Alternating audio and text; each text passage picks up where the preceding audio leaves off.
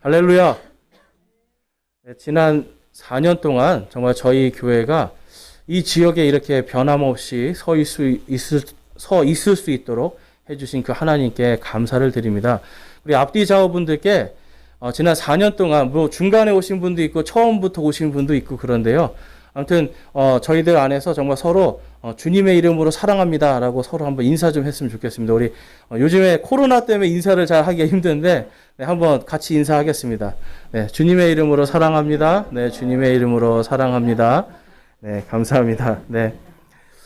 네, 오늘 말씀은요. 이제 진리 안에서 동료 조력자가 됩시다라는 제목으로 요한 3서 1장 1절에서 8절까지 말씀을 함께 살펴보겠습니다. 자, 이제 지난 4년 동안 제가 이렇게 쭉 돌아보니까요. 저희가 처음 시작할 때 저희 교회에 이제 다른 많은 분들이 일부러 많이 와주셨어요.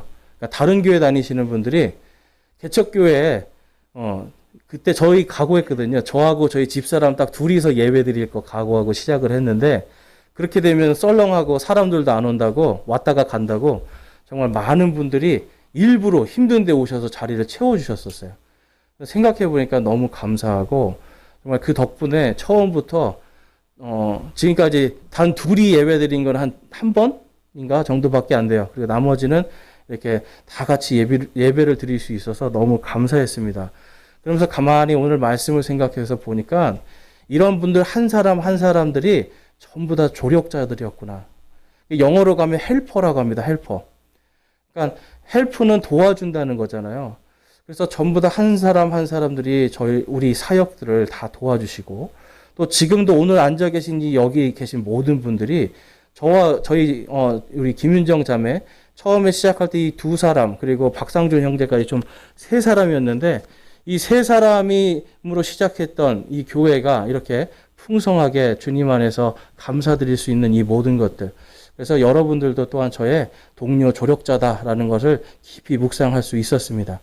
그래서 여러분 이 교회는요. 목사한 사람이 뭔가 해서 잘 되는 게 아니더라고요. 제가 해보니까 처음에는 그랬거든요. 저희가 신학교 다닐 때는 내가 졸업하면 뭔가 반드시 할 수 있을 것 같았어요. 내 힘으로, 내 능력으로 뭔가 내가 할 수 있을 것 같았어요. 그런데 이게 아니더라고요.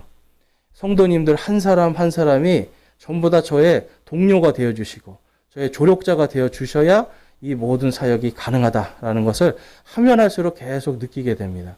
그래서 더욱더 이제 이 4주년 되면서 첫 번째는 하나님께 감사를 드리고 또 저와 여러분들이 함께 주님 안에서 또 진리 안에서 동료들로서 또한 같은 조력자들로서 설 수 있게 해주신 하나님께 감사드릴 수 있었습니다.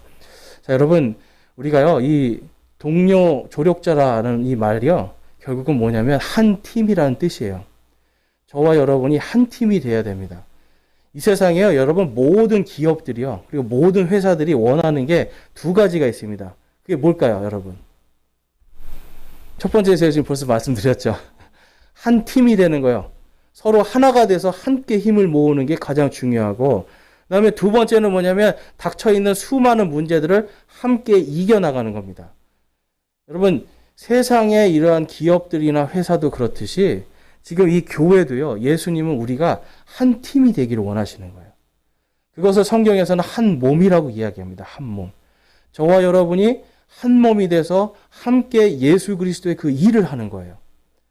그러니까 누구 한 사람이 더 잘났다, 누구 한 사람이 못났다 이게 아니라 다 같이 협력해야 돼요. 다 같이. 제가 이게 레슬링을 하면요, 저희는 밧줄을 탑니다. 밧줄을 한 10m 정도 되는 데를 팔로만 올라가야 돼요. 팔로만. 다리로 하면 안 돼요. 근데 여러분 이걸 한 10번 타면 어떻게 될까요? 10번 타면. 이게 쥐어지지를 않아요. 이게 쥐어지지가 않아요. 정말. 그런데 그때마다 느끼는 게 뭐냐면 10번째는 이제 코치들이 밑에서 막 몽둥이로 때리거든요. 그러니까 안 올라갈 수가 없어요. 근데 그때는 뭘로 올라가냐면 새끼손가락으로 올라갑니다. 여러분 이게 제일 힘이 약할 것 같죠? 그런데 이게 안 잡혀질 때는 마지막에 이 새끼손가락으로 걸어서 올라갑니다. 이 새끼손가락이 없으면 마지막 10번째를 하지를 못해요. 그래서 제가 항상 느끼는 게, 이 새끼손가락 평소에 쓸모없는 것 같은데, 가장 마지막에, 가장 내가 힘들 때 얘를 쓰는구나. 여러분, 우리 한 몸이라는 개념이 이래요. 어떤 사람들은요, 평소에는 아주 믿음이 좋아 보여요. 또 어떤 사람은 평소에 믿음이 이렇게 많이 이렇게 가라앉아 있는 것 같고 약한 것 같아요. 그런데 우리가 한 몸이 되면요, 결정적으로 모두가 힘들 때 그 약한 한 지체를 하나님이 쓰십니다.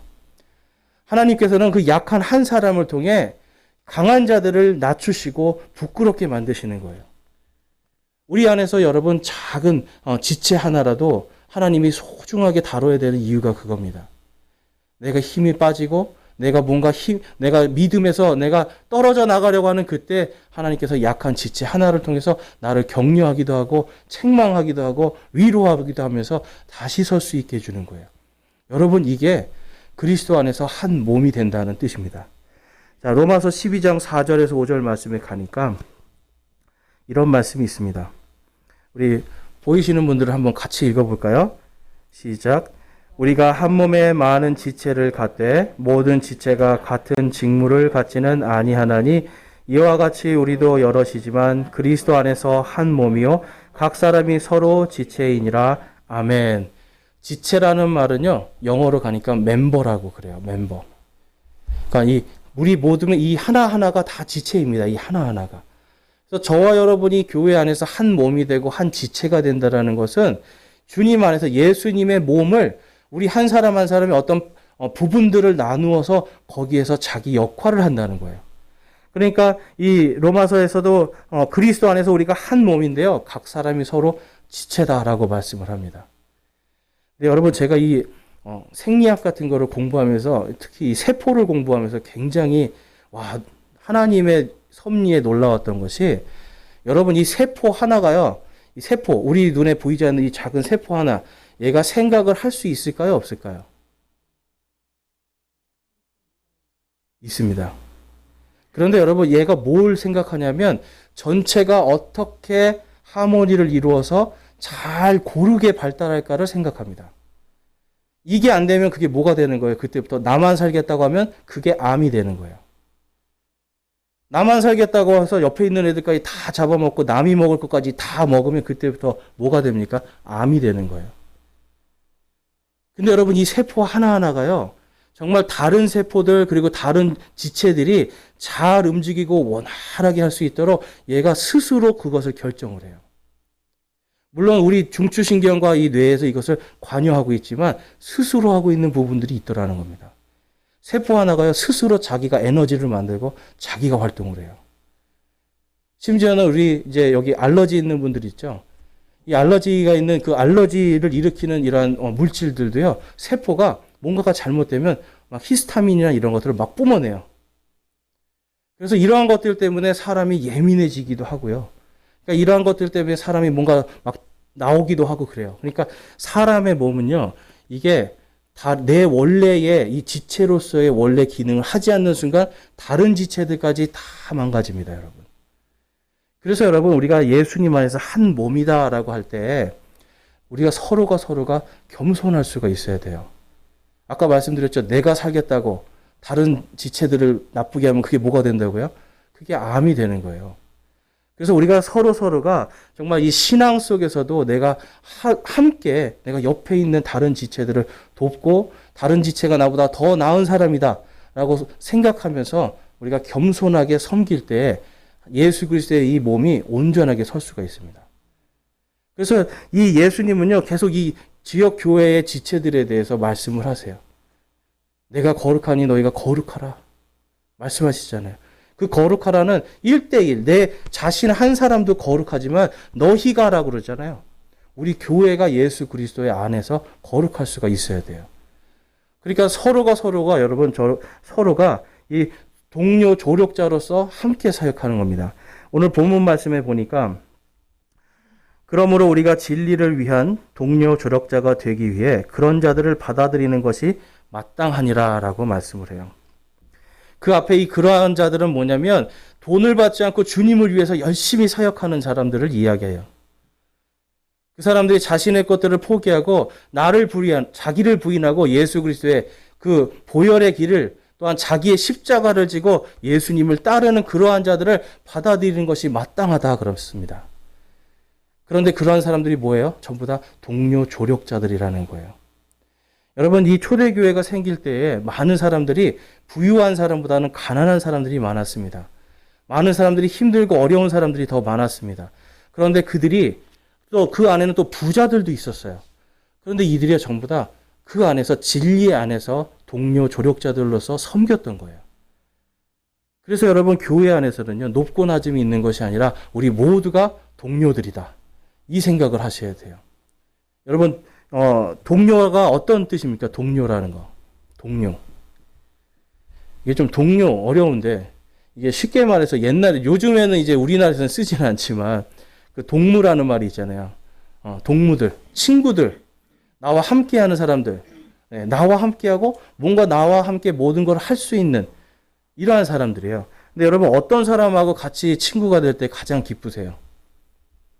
첫 번째, 잘생겼는데, 잘생기고 말도 잘하는데 교만한 사람. 두 번째, 조금 떨어지는데 겸손한 사람. 자, 이 두 사람 중에 누구하고 친구가 되고 싶으세요? 네, 왜 그렇습니까, 여러분? 겸손한 사람이랑 있을 때 내가 기뻐요. 그리고 겸손한 사람이랑 있으면 나도 겸손해져요. 그러면 어떻게 돼요? 서로가 조화를 잘 이루게 됩니다. 마치 세포 하나하나가 서로 조화를 이루기 위해서 서로 사역하는 것처럼 우리가 서로에게 겸손할 때 그 일이 생기는 거예요. 그래서 옆에 있는 우리 형제 자매들이 내 동료들이다 생각을 하면 나 역시도 뭐가 돼야 돼요, 여러분? 동료가 돼야 돼요. 그러니까 많은 경우에 우리가 이렇게 생각할 때가 있어요. 내가 뭔가 교회에서 내가 사람 때문에 힘들다라고 할 때 이제 대부분 그런 분들은 없겠지만 어떤 분들은 본인이 스스로 그 사람의 동료와 친구가 되어주기보다는 저 사람이 나의 동료와 친구가 되어주기를 원해요. 나는 가만히 있는 거예요. 난 가만히 있고 당신이 와서 나랑 좀 뭔가 좀 해주시오. 이러고 있어요. 근데 그게 아니라 내가 먼저 가면 어떻게 되겠어요, 여러분? 금방 친해지잖아요. 내가 가면 되는데 내가 안 가고 버티는 사람들이 있다라는 거예요. 그래서 이 주님 안에서 한 몸이라는 건요, 서로가 유기적으로 서로가 서로를 마음에 있는 것들을 공감하고 서로 나눌 때 이게 진짜 몸이 됩니다. 많은 사람들이 여기 와서 예배 드리면 한 몸이라고 생각을 해요. 뭔가 예배 드리고 교회에서 하는 행사를 하고 그러면 한 몸이라고 생각하는데 그게 아니죠. 와서 여러분, 이 예배는요, 하나님께 찬양 드리지만 이 안에서 우리가 사랑의 교제를 나누며 그 안에서 또한 진리 안에서 하나님을 찬양하는, 이게 진정한 예배입니다. 그래서 꼭 이 예배하는 것으로만 여러분 생각하지 마시고 이 안에서 우리가 사랑을 나누는 이야기, 예배 끝나고 집에 가기 전에 어떻게 지내셨어요? 뭘 기도해 드릴까요? 또 내가 받은 은혜 서로 나누고 이야기하고, 이게 마지막에 진짜 예배인 거예요, 사실. 그러니까 여러분, 우리의 예배가 오늘 마지막에 우리가 찬양하고 끝나서 끝나는 게 아니라 그때부터 삶의 예배가 시작이 되는 겁니다. 그럼 여러분, 일주일에 한 번 와서 드리는 예배가 더 중요하겠어요? 예배 끝나고 나가서 그때부터 시작되는 삶의 예배가 더 중요하겠어요? 그 시간이 더 길잖아요. 그 시간 동안 내가 예수님과 동행하느냐 안 하느냐, 이게 사실 더 중요합니다. 여기서 1시간 모여서 여기 잠깐 예수님과 동행하는 요 시간으로 여러분 난 다 했다라고 생각하시면 안 되는 거예요. 요거는 그냥 우리가 당연히 해야 되는 거고, 그 다음에 저 문 밖을 나가서 그때부터 시작되는 삶의 예배, 거기에서 내가 정말 예수님과 동행하는 삶을 살아야 되는 거예요. 여러분, 그것을 위해서 주님께서 여기에 저와 여러분을 모으셨어요. 믿음은요, 혼자서 할 수가 없어요. 베드로전서 3장에 가니까 이런 말씀이 있습니다. 3장 16절에서 18절에 가니까 또 그의 모든 서신에서도 그것들에 관해 그 안에서 말하였으되 그 안에 깨닫기 어려운 것이 더러 있으므로 배우지 못하여 불안정한 자들이 다른 성경 기록들과 같이 그것들도 왜곡하다가 스스로 파멸에 이르느니라. 아멘. 여러분, 지금 이게요, 교회 밖에 있는 사람들에게 하는 얘기가 아니에요. 이게 지금 교회 안에 있는 사람들에게 하는 말입니다. 그들 안에 지금 여러분, 자기 스스로 성경 기록들을 왜곡하고 자기 마음대로 성경 기록들을 그냥 묵상하고 스스로 그냥 이것을 해석하고 하다가 뭐에 빠진다고요? 파멸에 이르게 됩니다. 근데 여러분, 지금 이 베드로 이 사도가요, 왜 이 말을 쓸까요? 이러한 사람들을 잡아주라는 거예요. 이러한 사람들을, 한 믿음에서 떨어져 나가려고 하는 이러한 사람들, 스스로 파멸로 가려는 사람들을 잡아주라는 겁니다. 자, 17절 말씀에 보면 17절, 18절에 그러므로 사랑하는 자들아 너희가 이것들을 미리 알았은즉 저 사악한 자의 오류에 이끌려 너희도 너희 자신의 굳건함에서 떨어지지 아니하도록 주의하라. 오직 은혜 안에서 자라고 우리 주 곧 구원자 예수 그리스도를 아는 것에서 자라라. 그분께 영광이 이제와 영원토록 있기를 원하노라. 아멘. 여러분, 지체들이 한 사람 한 사람이 자라야 된다는 거예요. 그래서 어떤 사람은 스스로 성경 기록들을 왜곡하면서 여기서 분명히 예수 그리스도의 복음에 대해서 잘 서로가 알고 있는 기본적인 복음이 있는데 그 복음에서 떨어져 나간단 말이에요. 그 복음을 자꾸 왜곡시켜서 이 안에서 막 누룩을 퍼뜨리기 시작해요. 그러면 여러분 어떻게 되겠습니까? 제가 아까 말씀드렸죠. 한 지체가 이 우리 몸도 잘못되면 모두가 다 병이 걸리는 거예요. 그러니까 그 한 사람 때문에 모두가 다 병이 걸릴 수 있어요. 그러면 어떻게 해야 되겠습니까? 그 사람을 잘라내는 것이 아니라 여기서 뭐라고 말씀하고 있어요? 우리 주 곧 구원자 예수 그리스도를 아는 것에서 자라라라고 말씀해요. 서로 잘할 수 있도록 격려하고 위로하고 또한 때로는 책망도 하면서 그 사람을 이끌어 줘야 되는 겁니다. 기도도 해야 되고요. 가서 여러분 기도만 한다고 되는 게 아니죠. 잘못된 걸 또 책망할 수 있어야 돼요. 우리가 많은 경우에 생각할 때 이 동료라는 의식을 갖고 이게 내가 서로가 서로를 돕는다는 거에서 그냥 무조건 사랑하고 감싸주는 것만 생각을 할 때가 있어요. 근데 여러분 무조건 사랑하고 감싸준다고 그게 다 해결되진 않죠. 여기에 지금 종기가 나서 곪고 있으면 어떻게 해야 돼요, 여러분? 그냥 놔둬야 됩니까? 짜내야 되잖아요. 아프고 괴로워도 짜내야 된단 말이에요. 그래야 그 다음에 다른 모든 게 정상적으로 작동하니까. 그래서 하나님의 우리가 진리 안에서 사랑할 수가 있어야 됩니다. 자, 오늘 본문 말씀 6절에서 8절 말씀에 가보니까 그들이 교회 앞에서 내 사랑을 증언하였느니라. 내가 하나님께 속한 방법대로 그들의 여행을 후원하면 잘하리라. 라고 말씀을 해요. 6절에. 자, 어떤 방법대로 그들을 후원하라고요? 하나님의 방법대로 하라고 그래요. 지금 이 앞에서는 자신의 모든 것을 부인하고 예수님을 따라가는 자들에 대한 이야기입니다. 그 사람은 지금 가이오라는 사람이 후원을 하는데요. 어떤 방법으로? 하나님께 속한 방법대로 하라고 그래요. 그러니까 여러분 이게 뭐냐면 진리 안에서 하라는 말씀입니다. 어떤 경우는요, 우리가 가난하고 불쌍하면 그냥 막 줄 수가 있어요. 뭔가 불쌍하다고 막 베풀어 줄 수가 있어요. 근데 불쌍하다고 베풀어 주는 게 아닙니다. 그리스도인들은 하나님의 속한 방법대로 주는 거예요. 하나님께 속한 방법을 알려면 어떻게 해야 될까요, 여러분? 하나님의 말씀을 알아야죠. 예수 그리스도를 아는 지식이 있어야 돼요. 그래서 주님께서 말씀하시는 것이 무엇인지를 알아야만 그래야 하나님께 속한 방법대로 다른 사람을 도울 수가 있는 겁니다. 그래서 8절에 보니까 그러므로 우리가 진리를 위한 동료 조력자가 되기 위해 그런 자들을 받아들이는 것이 마땅하니라. 그래서 하나님께 속한 방법대로 진리 안에 있을 때 우리가 동료 조력자의 역할을 잘 할 수가 있어요. 내 뜻과 내 기분, 내 감정으로 여러분 가서 누구한테 조언해 보셨어요?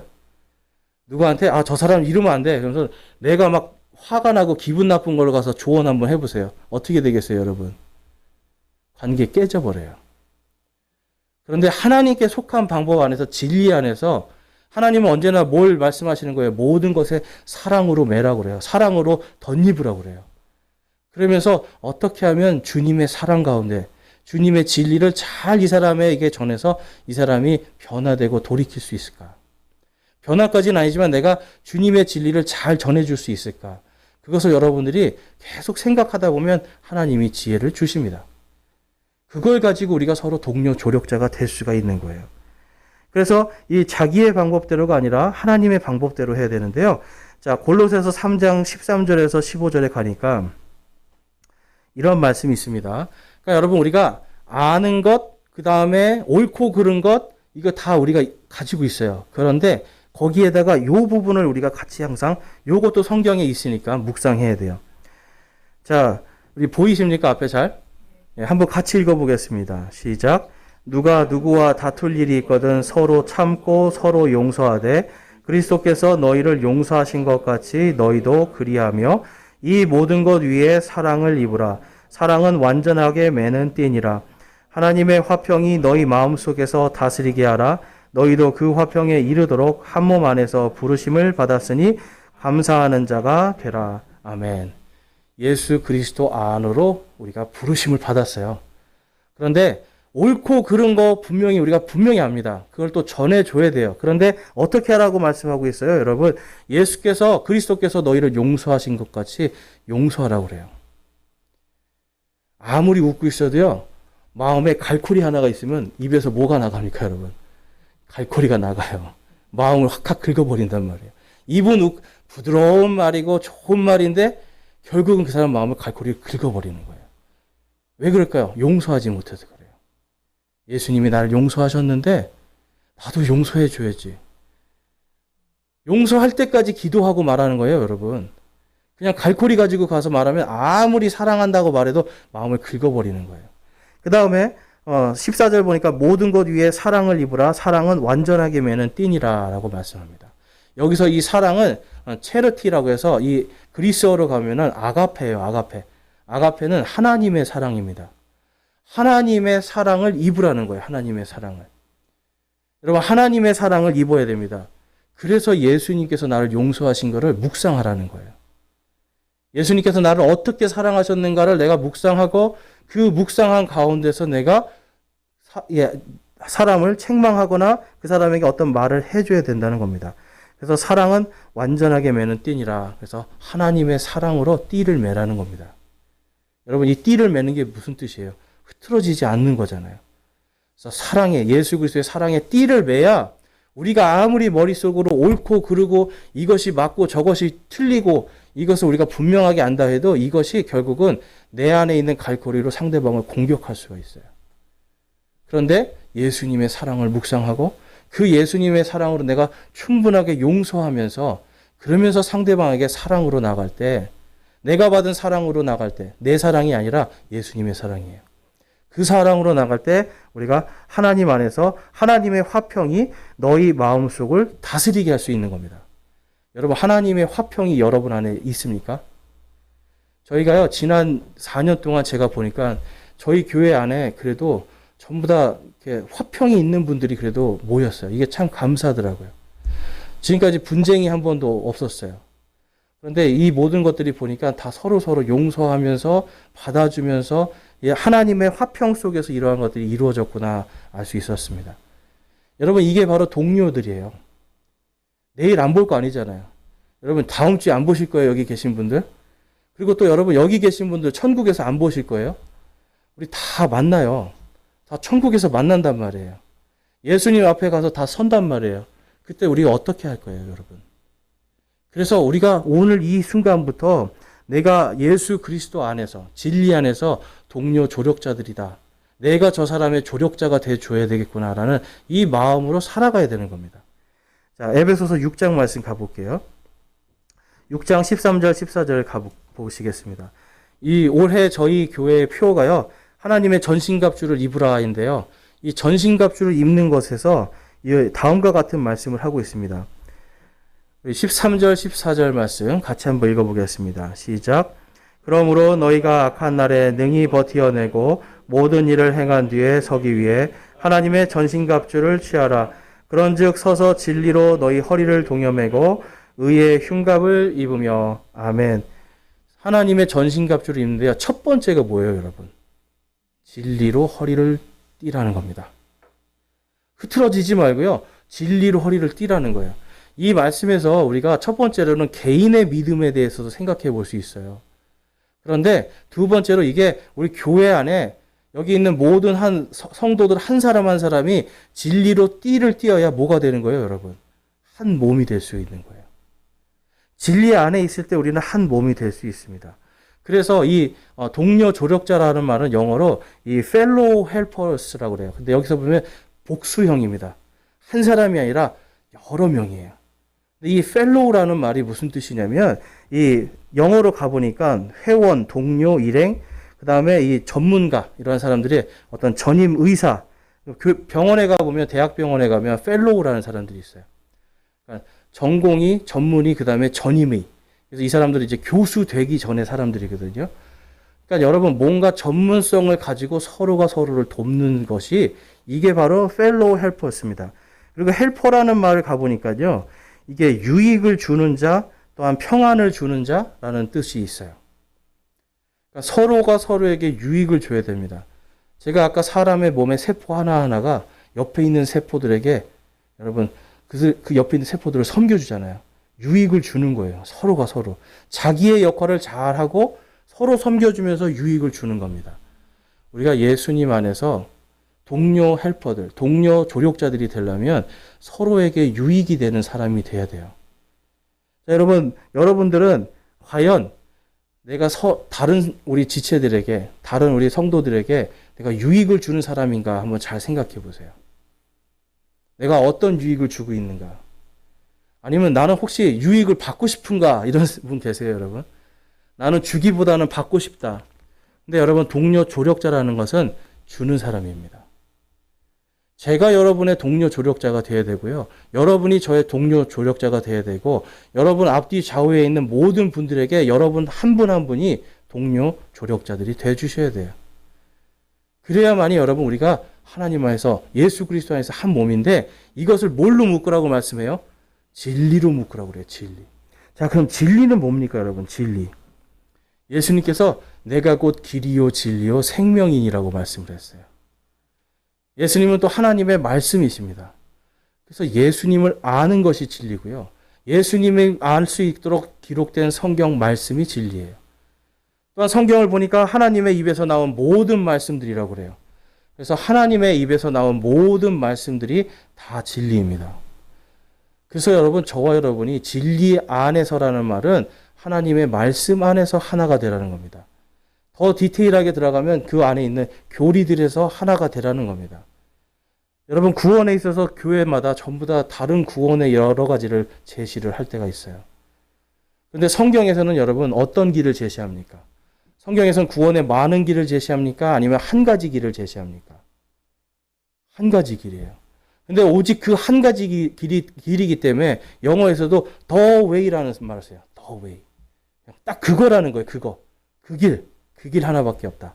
이 말씀을 씁니다. 그래서 오늘 본문 말씀의 1절과 2절에 가보니까 장로는 지극히 사랑하는 가이오 곧 내가 진리 안에서 사랑하는 자에게 편지하노라. 사랑하는 자야 무엇보다도 내 혼이 형통하는 것 같이 내가 형통하고 건강하기를 내가 바라노라. 아멘. 여러분, 이 2절 말씀 참 좋아하시는 말씀이에요. 여러분들이. 그렇죠? 형통하기를 바라노라. 옛날 성경에 보면 사랑하는 자여 내 영혼이 잘됨 같이 이렇게 써 있어요. 내가 강건하고 내가 형통하고 강건하기를 원한다. 근데 여러분, 이 앞에 전제 조건이 있습니다. 뭐가 형통이고 뭐가 건강인지. 뭐가 전제가 됩니까, 여러분? 내가 진리 안에서 사랑하는 자에게 편지하노라라고 말씀을 해요. 진리 안에서 하나가 되어 있는 자라는 뜻입니다. 가이오라는 사람이 진리 안에서 그가 진리의 말씀으로 구원을 받았기 때문에 그의 혼이 형통할 수가 있는 거예요. 진리 안에 있었기 때문에 그가 하나님의 말씀대로 살다 보니까 그에게 또한 건강의 복도 허락이 되는 겁니다. 이 2절 말씀을 가지고 어떤 목사님들 삼중복음, 사중복음 해서 축복 이런 걸로 막 설교를 하시는데 사실 여러분 다른 것이 아니라 딱 한 가지예요. 진리 안에 있을 때입니다. 성도들이 진리 안에 있을 때에 그 혼이 형통할 수가 있고요. 진리 안에 있을 때 그 몸에 건강함이 있을 수 있다라는 겁니다. 그래서 2절 말씀에서 이제 우리가 알 수 있는 것이 이 예수 그리스도의 이 몸된 지체들은요. 서로가 진리 안에서 하나가 될 때 우리의 혼이 형통할 수가 있어요. 그리고 우리의 모든 것이 우리의 공동체가 건강할 수 있습니다. 디모데전서에 가니까요. 이 교회 공동체가 어떤 공동체인가 이렇게 말씀을 하고 있어요. 디모데전서 3장 15절에 그러나 내가 오랫동안 지체하면 내가 하나님의 집에서 어떻게 처신해야 할지 알게 하려 하노니 이 집은 살아계신 하나님의 교회여 진리의 기둥과 터니라. 아멘. 교회가 뭐라고 말씀하고 있어요? 여러분, 진리의 기둥과 터이다. 자, 우리 함께 말씀해 볼게요. 교회는 진리의 기둥과 터이다. 저와 여러분이 진리의 기둥과 터예요. 저와 여러분 한 사람 한 사람이 진리의 기둥과 터가 돼야 이 교회가 하나님의 교회로서의 역할을 할 수가 있는 겁니다. 그래서 디모데후서 3장 16절 17절에 가니까 그 진리의 기둥과 터가 되기 위해 무엇이 되어야 되는가라고 말씀을 하고 있어요. 자, 16절 말씀, 17절 말씀입니다. 모든 성경 기록은 하나님의 영감으로 주신 것으로 교리와 책망과 바로잡음과 의로 교육하기에 유익하니 이것은 하나님의 사람이 완전하게 되어 모든 선한 일에 철저히 갖추어지게 하려 함이라. 아멘. 예수님이 다시 오시는 그날까지 교회 우리 모든 지체들이 해야 될 게 있어요. 첫 번째는 뭐냐면 여러분 이 성경 말씀 진리로 하나 되라고 하셨잖아요. 그래서 교리 하나님의 이 말씀의 진리 안에서 우리가 하나가 돼야 돼요. 그 다음에 바로잡음과 의로 교육하기에 유익하다라고 말씀해요. 아까 뭐를 입으라고 그랬어요? 하나님의 사랑을 입고 그 다음에 우리 안에 분명히 연약하고 뭔가 실수하고 뭔가 잘못된 지체들이 있으면 하나님의 말씀을 가지고 가서 하나님의 사랑을 입고 그 다음에 책망하고 바로잡고 의로 교육을 해야 됩니다. 여러분 혼자 있으면 이게 가능할까요? 혼자 있으면 가능할까요? 성경을 아무리 많이 읽어도 혼자서는 자기가 교리적으로 바로 서기가 힘들고 책망받기가 힘들어요. 그리고 바로잡음 받기도 힘들고 또 의로운 것이 무엇인지 알기가 힘든 겁니다. 그래서 하나님이 성경을 주신 거예요, 우리에게. 우리 공동체에게 진리의 말씀을 주셔서 이 하나님의 말씀으로 서로 교리와 책망과 바로잡음과 의로 교육하라는 겁니다. 예수님 오시는 그날까지. 이게 지역 교회가 해야 될 일이에요. 근데 여러분 오늘날 많은 사람들이 많은 그리스도인들이 전부 다 신앙생활을 개인적인 것으로만 자꾸 생각을 해요. 근데 성경은 개인적인 신앙이 아니라 한 몸, 한 공동체 안에서 서로가 서로를 교리와 책망과 바로잡음과 의로 교육하라고 말씀을 합니다. 목사는 다른 거 하는 게 아니라 여러분에게 그것이 무엇인지를 가르쳐 드리는 사람이에요. 제가 책망하는 게 아니죠. 하나님의 말씀이 여러분을 책망할 수 있도록. 또 그 말씀을 가지고 우리가 그 말씀으로 한 주간 묵상하면서 자기도 책망하지만 또한 다른 사람에 대한 것도 내가 섬길 수 있는 그러한 사람이 되는 것이 중요합니다. 자, 여러분 이 진리 안에서 형제 사랑하는 게 무엇인가? 레위기에 가니까 다음과 같이 말씀하고 있어요. 레위기 19장 17절과 18절 말씀입니다. 우리 보이시는 분들은 같이 한번 읽어볼게요. 여러분 이웃사랑에 대해서 다음과 같이 말씀하고 있는 거예요. 자, 함께 읽어보겠습니다. 시작. 너는 내 형제를 마음속으로 미워하지 말며 어떤 식으로든 내 이웃을 책망하여 죄가 그에게 임하지 못하게 하라.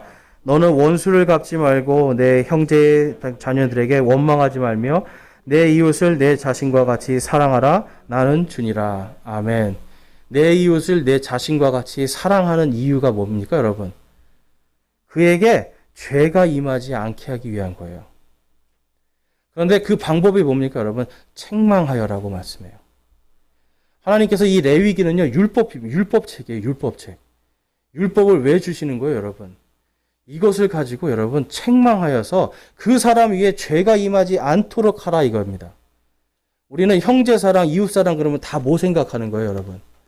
전부 다 뭔가 내가 잘해주고 잘 베풀고 내가 뭔가 사랑해서 받아주고 좋은 게 좋은 거고 여러분 이게 아니에요. 성경은 철저합니다. 좋은 게 좋은 게 아닙니다. 성경은 내가 하나님의 진리 안에서 기뻐하는 거예요. 그리고 내 옆에 있는 사람도 진리 안에서 기뻐할 수 있도록 해주는 겁니다. 그래서 같은 교리 안에서 한 마음이 되면 함께 기쁨을 나눌 수 있죠. 그런데 만약에 제가 어떤 문제가 생겼어요. 그러면 여러분 어떻게 하셔야 돼요?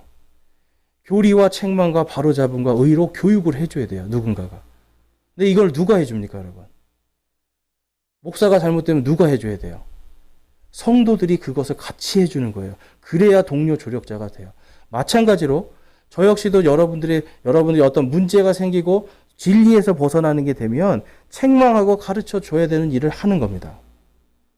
그런데 여러분 그거 안에서 뭘 하라는 겁니까? 사랑으로 하라는 거예요, 여기서. 마음속으로 미워하지 말고 어떤 식으로든 내 이웃을 이라고 말씀을 해요. 미워하지 않고 사랑하는 마음 안에서 책망하라라고 레위기에서도 그리고 그것이 이웃을 사랑하는 거다라고 말씀을 하고 있습니다. 그래서 본문 말씀의 3절과 4절에 가니까 이런 말씀을 합니다. 형제들이 와서 내가 진리 안에서 걷는 대로 내 속에 있는 진리에 대해 증언하였으므로 내가 크게 기뻐하였노라. 내게는 내 자녀들이 진리 안에서 걷는다는 것을 듣는 것보다 더 큰 기쁨이 없도다. 아멘. 가이오란 사람이 그가 형통하고요. 혼이 형통하고 그가 건강해지기를 바라는데 그 이유 가운데 이 사람이 지금 이 사도 베드로는요. 지금 이 요한은요. 사도 요한은 정말 그가 진리 안에서 걷고 있는 게 감사한 겁니다. 진리 안에서 걷고 있는 게 기뻤던 거예요. 사실 여러분 우리가 서로에게 우리 한 사람 한 사람을 볼 때 무엇이 기뻐해야 될까요? 형편이 좋아졌어요. 내가 뭐가 좀 좋아졌어요. 우리 같이 기뻐해야 되죠. 네, 같이 기뻐해주고 같이 기도해줘야 돼요. 그런데 그것보다 더 중요한 게 있어요. 그게 뭐냐면 나와 내 옆에 있는 내 지체가 진리 안에서 걷고 있는가. 함께 진리 안에서 걷고 있다면 그것을 기뻐해야 되는 겁니다. 다른 것이 아니라 진리 안에서 걷고 있는 것을 우리가 기뻐할 수 있는 그러한 동료 조력자들이 돼야 됩니다. 그래서 에베소서 4장 13절과 15절 말씀에 가니까 다음과 같이 말씀합니다. 마침내 우리가 다 믿음과 하나님의 아들을 아는 것에서 하나가 되어 완전한 사람에 이르고 그리스도의 충만하심에 장성한 분량에까지 이르리니, 우리 14절 말씀 보이시는 분들 같이 한번 읽어볼게요. 그 목적은 우리가 이제부터 더 이상 어린아이가 되지 아니하여 사람들의 속임수와 몰래 숨어서 속이려 하는 자들이 사용하는 간교한 술수로 말미암아 온갖 교리의 바람에 이리저리 흔들려 밀려다니지 아니하고. 아멘. 여러분 지금 만약에 생각해 보세요. 이제 막 구원받은 사람은 성경에서 보니까 갓난아기라고 그래요. 막 태어났어요. 아직 성장하지 못했어요. 근데 성장하지 못한 사람한테 갑자기 띠를 띄우고 흉갑을 입히고 무기를 들려주고 나가서 싸우라면 싸울 수 있겠습니까? 못 싸우죠. 그래서 이 성도 안에서 여기서 지금 우리가 13절에 다 믿음과 하나님의 아들을 아는 것에서 하나가 되어라고 말씀하죠. 예수 그리스도를 아는 믿음으로 서로 성장해서 서로가 누구 하나가 약해지거나 어린아이로 있지 않도록 서로 돕는, 서로 동료 조력자들이 돼야 되는 겁니다. 그래서 그리스도의 충만하심에 장성한 분량에 이르기까지, 여러분 오늘 오셔서 누구하고 이 교회에 오셨을 때 오시자마자 지금 누구하고 무슨 얘기를 하셨습니까? 누구하고 무슨 얘기를 하셨어요? 한번 안부를 물어보고 그 사람의 삶 속에서 역사하신 하나님에 대해서 물어본 적이 있습니까? 그 사람의 삶 속에서, 이 한 사람의 삶 속에서 역사하신 하나님, 아니면 이 사람이 어떻게 구원을 받았는가, 구원의 여정에 대해서 한번 물어보신 적이 있습니까? 여러분 진리 안에서 우리가 교제해야 되는 것들이 바로 이런 것들이에요. 그래서 이 4년 동안 저희들이 정말 이제 숫자도 늘어나고 많은 경우에 많은 어떤 성장이, 외적인 성장이 있었지만, 제가 이제 5년 차가 되고 그 다음에 다시 앞으로 10년 차까지 되는 동안 저희 교회 안에 이 진리 안에서 정말 하나가 되고 진리로 교제하는 그러한 공동체가 되기를 소망합니다. 그냥 와서 우리가 같이 좋은 얘기, 가벼운 얘기 얼마든지 하세요. 그런데 그 안에서 그 사람이 만난 하나님, 내가 만난 하나님, 그 하나님을 서로 나눌 수 있는 그러한 관계가 돼야 될 줄로 믿습니다. 그래야만 여러분 우리가 온갖 교리의 바람에 이리저리 흔들리는 이러한 지체들이 있다면 그거를 진리로 잡아줄 수가 있어요. 그리고 여러분 이 진리를 알기 위해서 여러분 저희 교회에서 지금 이제 하고 있는 이 많은 것들이 있어요. 성경 공부도 있고 목요 기도회도 있고 목요 성경 강해도 있고, 이러한 것들 여러분 오시지 못하면 집에서라도 듣고, 우리가 이 시대에서 정말 하나님의 말씀, 이 교리가 얼마나 중요한지를 좀 생각해 보면서 그 흔들리지 않고 굳건하게 이 교회가 저와 여러분이 진리의 기둥과 터가 될 수 있도록 성장해야 됩니다. 이게 여러분 사실 많은 숫자가 중요한 게 아니에요. 저는 솔직히 지금보다 더 늘어나면 어떻게 다 감당해야 될지 자신도 없어요. 하나님의 말씀이 해주시겠거니 하지만 저 혼자는 되지 않습니다. 여러분들 특별히 우리 교회 지체들이 더욱더 하나님의 말씀에 이 진리 안에서 진리로 띠를 띠고 하나가 돼야 돼요. 그래서 15절 말씀에 보니까 오직 사랑 안에서 진리를 말하며 모든 일에서 그분 안에 이르도록 성장하게 하려 함이라. 그분은 머리시니 곧 그리스도시니라. 아멘. 진리 안에 있을 때 우리가 성장할 수가 있는 겁니다. 진리 안에 있을 때 예수 그리스도의 몸이 성장하고 온전한 모습이 됩니다. 저와 여러분, 오늘 말씀을 통해서 우리가 동료 조력자들이 되길 소망합니다.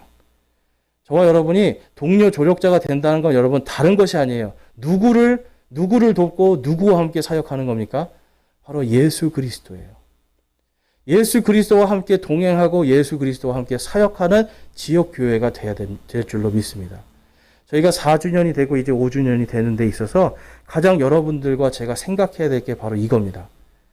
숫자가 늘어나는 게 아니라 내가 예수 그리스도의 동료 조력자인가? 또한 내가 이 교회의 한 지체들 한 사람 한 사람의 동료 조력자들인가? 여러분 이것을 우리가 잘 묵상하면서 정말 우리 교회가 이제 앞으로 더욱더 진리의 기둥과 터가 될 수 있기를 함께 기도해 주길 원합니다. 우리 마지막으로 말씀 읽고 우리 함께 결단하며 기도하겠습니다. 우리 디모데전서 3장 14절과 15절 말씀입니다. 오늘 말씀을 생각하면서 우리 한번 같이 한 목소리로 읽어보겠습니다. 디모데전서 3장 14절 15절 시작. 그러나 내가 속히 너에게 가기를 바라면서 이것들을 너에게 쓰노라. 그러나 내가 오랫동안 지체하면 내가 하나님의 집에서 어떻게 처신해야 할지 알게 하려 하노니 이 집은 살아계신 하나님의 교회요 진리의 기둥과 터니라. 아멘. 여러분, 내가 어떻게 하면 진정한 동료 조력자로 우리의 지체들을 섬길 수 있을까?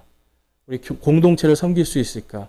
여러분 이것을 위해서 여러분 기도하시고 또한 내가 진리 안에서 우리 모든 공동체가 진리 안에서 함께 걷고 진리 안에서 함께 기뻐할 수 있는 공동체가 되기를 함께 기도하기를 원합니다.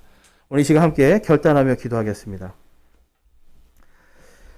자, 오늘 결단하면서 기도하실 때 여러분 우리 먼저 한번 우리 스스로를 점검해 보기를 원합니다. 내가 정말 하나님의 말씀을 알고 내가 뭔가 다른 사람보다 더 많이 안다고 하지만 또한 교회를 오래 다녔다고 하지만 정말 내가 내 옆에 있는 이 한 사람을 위해서 그 사람의 동료 조력자가 되고 있는가? 내가 섬기는 자의 자리에 앉아 있는가? 섬기는 자로서 내가 오늘 이 자리에 앉아 있는가? 한번 여러분 생각하시고 또한 마음속에서 주시는 성령님의 인도하심에 따라서 나도 이제 정말 주님의 동료 조력자로서 예수 그리스도를 섬기고 또한 지체들을 섬기는 진정한 진리 안에 동료 조력자가 되기를 여러분 결단하기 원합니다. 우리 함께 결단하며 기도하겠습니다.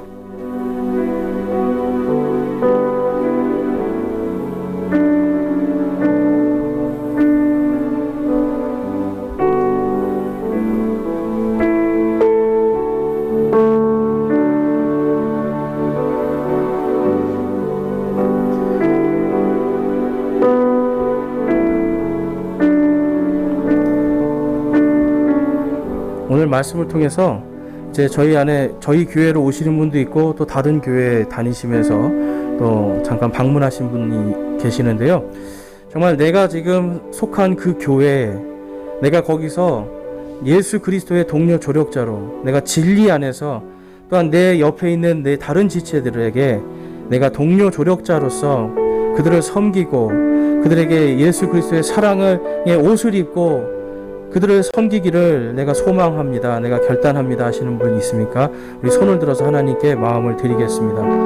내가 지금까지 그렇게 살지 못했지만 이제는 내가 예수 그리스도와 또한 우리 지체들의 동료 조력자의 삶으로 내가 섬기는 삶으로 온전히 살기를 소망합니다 하시는 분들은 손을 들어서 하나님께 마음을 드리겠습니다.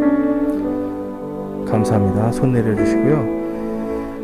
내가 아직 진리에 목마르지 않고 진리가 무엇인지 관심이 없었는데 내가 이제는 정말 하나님의 그 말씀에 그 진리의 말씀에 내가 관심을 기울이고 더욱더 그것을 탐구하고 연구하여서 진리 안에서 사랑하고 하나님의 방법대로 사랑하는 하나님의 방법대로 내가 주님께 또한 나아가는 그러한 믿음으로 살기를 소망하고 결단합니다 하시는 분 있습니까? 그렇다면 이 시간 손을 들어 하나님께 우리의 마음을 드리겠습니다. 내 방법과 내 뜻이 아니라 내 방식이 아니라 내 기분이 아니라 내가 진리 안에서 주님을 섬기고 진리 안에서 내가 살아가기를 결단합니다. 하시는 분은 손을 들어 하나님께 마음을 드리겠습니다. 감사합니다. 손 내려주시고요. 주님께서 여러분들이 결단하신 그